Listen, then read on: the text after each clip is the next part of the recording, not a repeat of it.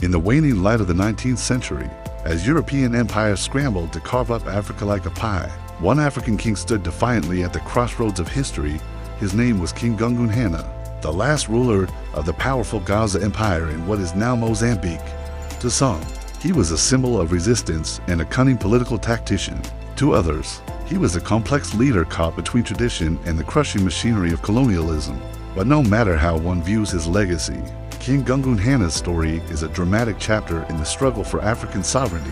Born in 1850 into the royal household of the Gaza Empire, Gungunhana was the grandson of the empire's founder, the legendary Soshanine. This lineage traced its roots to the Nguni peoples of southern Africa, particularly to the Zulu kingdom, and had migrated northward during the time of the Mafanan era of chaos and forced migration sparked by Shaka Zulu's military campaigns. The Gaza Empire had been built through conquest and consolidation, stretching along the fertile lands near the Limpopo River and dominating the central region of Mozambique.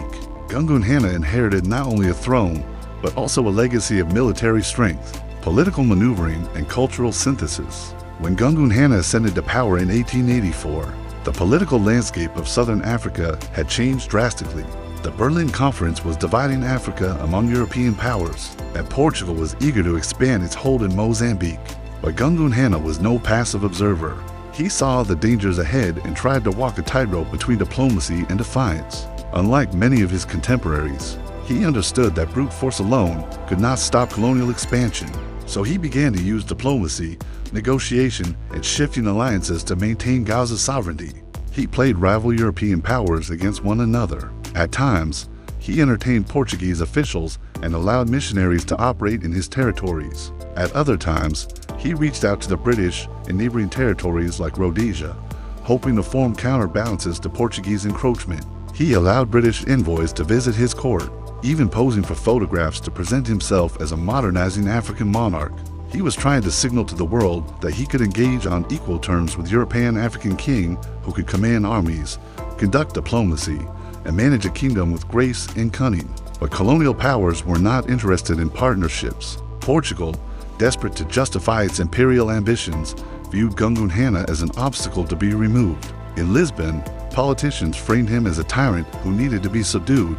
In 1890, tensions between the British and Portuguese nearly erupted into war over territories. That included Gaza lands. Gungunhana tried to navigate this crisis, but the Portuguese began tightening the noose. They launched small expeditions, built forts near Gaza territory, and recruited African mercenaries from rival groups to undermine his authority.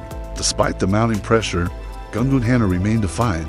He maintained a court filled with advisors, warriors, and family members. He sent messages to European leaders asserting his independence. But the Gaza Empire was also facing internal strain. His kingdom was caught in the middle of trade, roots coveted by the Portuguese, and his authority was increasingly threatened by both internal dissent and external infiltration. His capital, Manjacaze, was a blend of African royal traditions and European intrigue. While Gungunhana attempted to preserve the dignity of his rule, the walls were closing in. In 1895, Portugal finally acted under the command of Colonel Joaquim Mauzinho de Albuquerque. A heavily armed Portuguese expedition marched on Gaza territory. Gungunhana, perhaps underestimating the force of European firepower or overestimating his diplomatic leverage, failed to rally sufficient resistance in time. Some of his warriors deserted, others fought bravely, but were outmatched. The Portuguese used repeating rifles, artillery, and scorched earth tactics. Gungunhana's military strength, which had been formidable only a generation earlier, was no match for the industrial warfare of Europe. Rather than perish in battle or flee into exile, Gungunhana made a controversial choice. He surrendered. In December 1895, the king was captured in Chiamite, a sacred site for his people. The moment was deeply symbolic. An African king, captured at a place that had spiritual meaning, and handed over to colonial forces. Gungunhana was brought to Lourenço Marques, now Maputo, where the Portuguese paraded him like a trophy of imperial conquest. But his humiliation didn't end there. He was transported across the sea to Lisbon, becoming the centerpiece of colonial propaganda. Newspapers published photographs of him dressed in European clothing. He was described alternately as a savage tamed by civilization and as a pitiable figure of lost African grandeur. From there, he was exiled to the Azores, the remote islands far from his homeland, in a small town called Angra do Heroísmo. Gungunhana lived out the rest of his days no longer a king, but a prisoner of empire. And yet, even in exile, Gungunhana left a lasting impact. His story resonated with anti-colonial thinkers and Pan-African leaders in the 20th century.